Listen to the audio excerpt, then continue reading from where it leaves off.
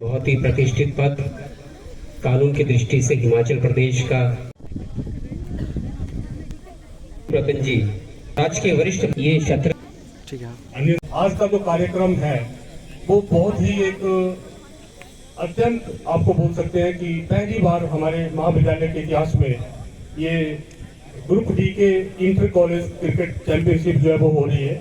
और इसके लिए मैं सुशील सर, राज सर और हमारे ये पवन जी, जिन्होंने पिछले 10-15 दिन से अथक मेहनत करके इस कार्यक्रम को, इस आयोजन को सफल करने के लिए जो परिश्रम किया है, उसके लिए मैं आभारी रहूंगा इनका हमेशा ही।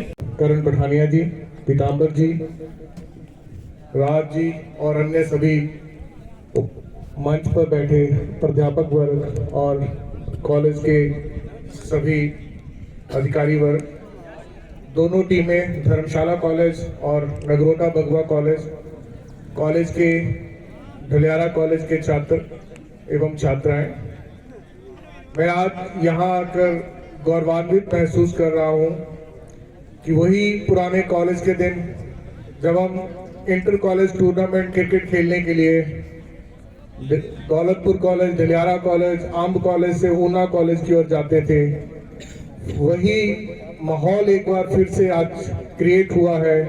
इसके लिए सुशील जी का बहुत बहुत धन्यवाद। उसके पश्चात जब हम यूनिवर्सिटी गए तो यूनिवर्सिटी में भी हमारी टीम जो फाइनल जीती थी हम मंडी कॉलेज में, तो तब भी मैं उस टीम का सदस्य था। तो इंटर कॉलेज टूर्नामेंट से हमारा कॉलेज समय से एक पुराना नाता रहा है और हमेशा से हम स्पोर्ट्स गतिविधियों को लेकर, मैं, रवि प्राशर जी और आपके डीपी सर के नेतृत्व में ही हम लोग सारे खेलते थे। यही हमें प्रेरित करते थे कि पढ़ाई के साथ साथ खेल भी आवश्यक है। ये हमारे सीनियर रहे हैं कॉलेज में भी, यूनिवर्सिटी में भी।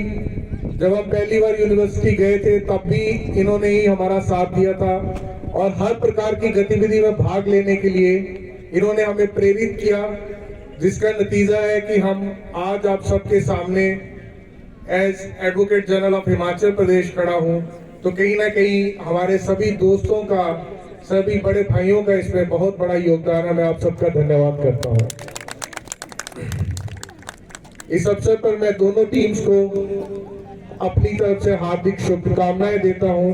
स्पोर्ट्समैन स्पिरिट को बरकरार रखते हुए क्रिकेट जो एक जेंटलमैन गेम है, उस जेंटलमैन गेम की भावनाओं को बरकरार रखते हुए इस मैच का आप खेलेंगे और इस मैच को पूरा करेंगे, तथा मेरी भविष्य के लिए भी कि आप इंटर कॉलेज टूर्नामेंट को जीतें और इंटर यूनिवर्सिटी की ओर जाएं। मैं दोनों टीमों को इस बधाई देना चाहता हूं। बहुत बहुत धन्यवाद। और जितने भी स्टाफ के तमाम सदस्य हैं सभी अग्रसर हो रहे हैं। विधिवत रूप से आज के कार्यक्रम की जो घोषणा हो चुकी है, शुरुआत की और अग्रसर रहे हम विकी बालिया जी हैं और ये भी एचपी से के ऑफिशियल जो अंपायर हैं, इनका भी इस टूर्नामेंट में बहुत बहुत स्वागत है।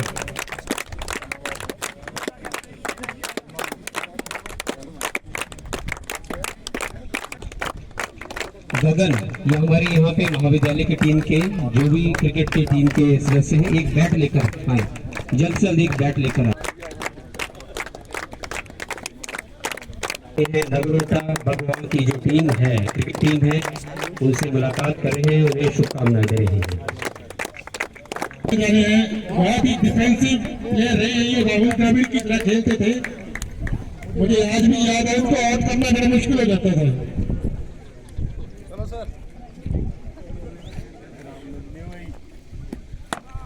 Well played, well played.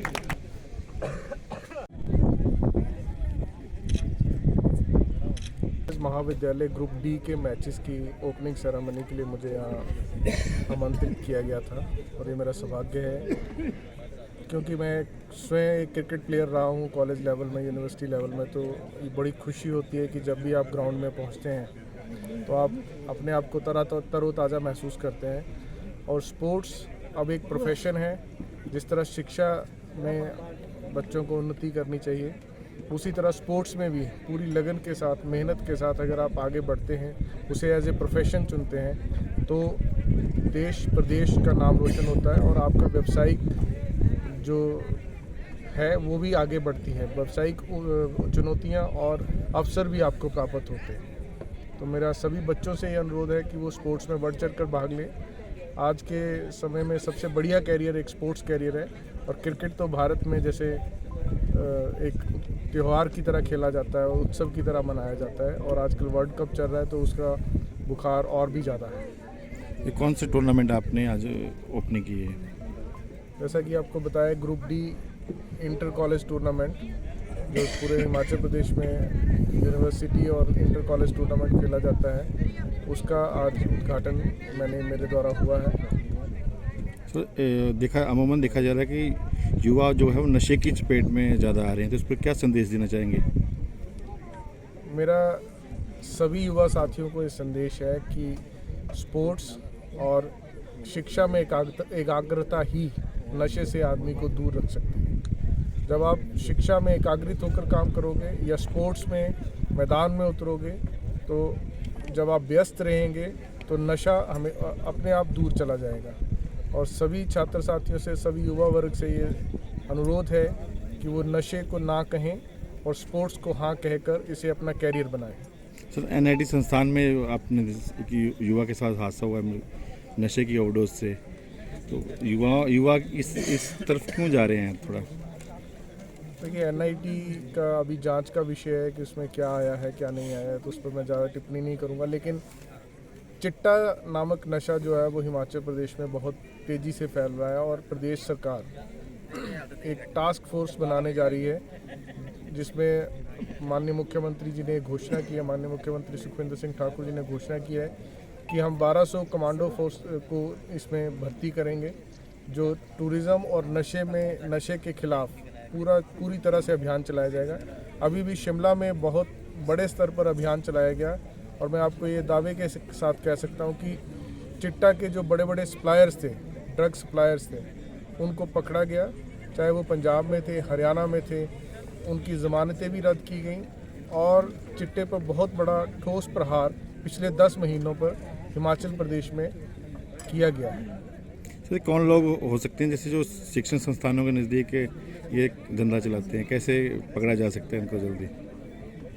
देखिए, पकड़ा कैसे जा सकता है, तो ड्रग सप्लायर्स जो भी हैं, पुलिस अपने सोर्सेज के आधार पर, क्योंकि हमारे पास सारी जांच आती, इन्फॉर्मेशन आती है, जैसे ही किसी प्रकार से किसी को पकड़ा जाता है तो तुरंत वो बेल के लिए हाई कोर्ट में या सेशन कोर्ट में आते हैं, तो सारे दस्तावेज हमारे पास होते हैं। तो पुलिस अपने सोर्सेज के माध्यम से ही और जो समाज जागरूक रहकर, क्योंकि हमारे समाज में भावना बहुत ज़्यादा है, समाज में जागरूकता के साथ साथ भावनात्मक बहुत है हम लोग, तो जब भी कोई ऐसा आदमी हम देखते हैं तो हम पुलिस को इन्फॉर्म करने की बजाय उसे इग्नोर करते हैं। तो पुलिस उसे पूरी तरह सीक्रेट रखती है और अगर ऐसा होने पर ही समाज की जो जिम्मेवारी है, समाज की सहभागिता से ही इस नशे के से हम दूर जा सकते हैं। सर, आपने कहा कि जो लोग हैं वो पुलिस को जानकारी दें, लेकिन अवेयरनेस कैसे आएगी? स्कूल या कॉलेज के जो संस्थान है वो अवेयरनेस कैंप चलाएं कोई नशा निवारण को लेकर?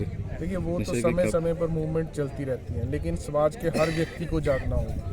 हर माता पिता, जैसे मैं भी एक पिता हूँ, मुझे भी एक चिंता लगी रहती है कि मेरी बेटी या और बच्चे इस तरफ ना जाएं, तो हर माता पिता को लगभग पता होता है कि उनका बच्चा किस तरह से समाज में रह रहा है।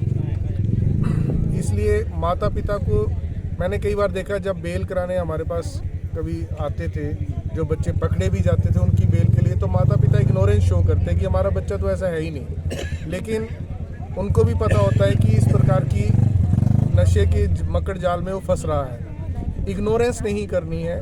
समाज को एक ही संदेश है कि इग्नोरेंस ना करके सिर्फ अपने बच्चे को बचाने के लिए उन्हें बाहर आकर आना पड़ेगा कि हाँ, मेरा बेटा बेटी।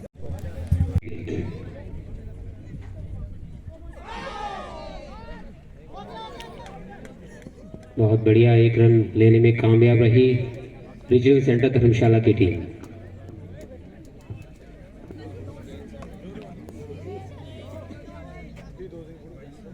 बहुत बढ़िया, बल्लेबाजी और उतनी ही बेहतरीन गेंदबाजी भी, और साथ में जो फील्डर्स हैं वो भी अपना बेहतरीन प्रदर्शन कर रहे हैं, मुस्तैदी से अपनी जो क्रिकेट है उसे खेल रहे हैं।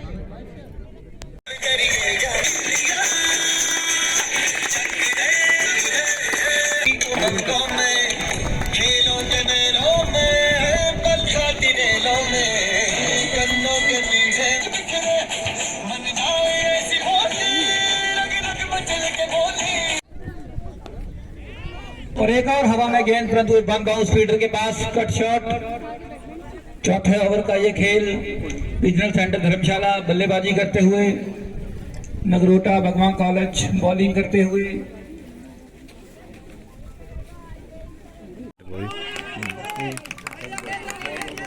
लग चुका है रीजनल सेंटर धर्मशाला की टीम, और उससे पहले भी रीजनल सेंटर धर्मशाला की टीम ने एक शानदार शॉट लगाया था जिसका कैच नहीं पकड़ पाई थी नगरोटा भगवान।